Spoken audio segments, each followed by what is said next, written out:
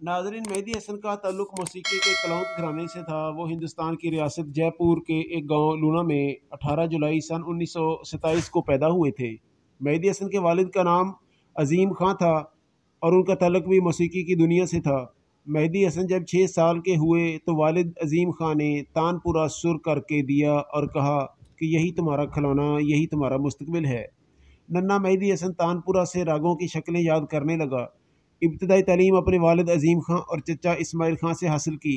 मेहदी हसन बचपन से ही बहुत जफाकश और मेहनती थे। आवाज़ और सांस की पुख्तगी के लिए वो शदीद जिस्मानी कसरत भी किया करते थे। ये कसरत उनकी गायकी का असास बनी और उनकी सुरीली आवाज़ मज़ीद निखर गई। मेहदी हसन के वालिद और चचा महाराजा बड़ौदा के दरबार से वाबस्ता थे। उन्होंने इंतहाई कम उम्री में मेहदी हसन को इस काबिल कर दिया कि वो महाराजा बड़ौदा के दरबार में अपने फ़न का मुजाहरा कर सकें। मेहदी हसन के फ़न को निखारने में उनके भाई गुलाम कादर ने भी अहम किरदार अदा किया, जो लखनऊ की मौसीकी के मुमताज़ दरसगाह के फारगू तहसील थे और इसी बायस पंडित कहलाते थे। पंडित गुलाम कादर को मौसीकी के अलावा संस्कृत, हिंदी और उर्दू में भी माहिराना अबूर हासिल था।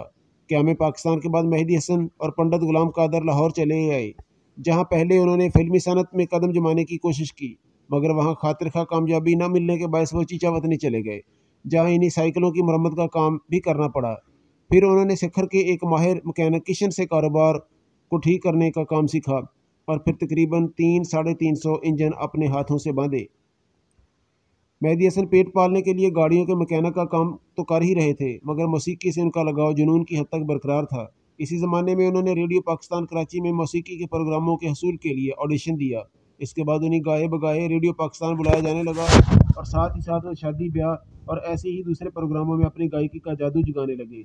इन प्रोग्रामों में वो ज़्यादातर तलत महमूद के गाने सुनाते थे। ऐसी ही शादी की एक तकरीब में जहाँ मेहदी हसन की मुलाकात हदायतकार रफ़ीक अनवर से हुई, रफ़ीक अनवर को उनकी गायकी बहुत पसंद आई और उन्होंने मेहदी हसन को अपनी फ़िल्म शिकार में गाना गाने की दावत दी। मेहदी हसन ने यह दावत कबूल कर ली और कराची आकर 4 नगमात की रिकॉर्डिंग करवा दी। इन 4 नगमात में से 2 मेहदी हसन ने तनहा गाए और 2 में उनका साथ मधु अलमास ने दिया।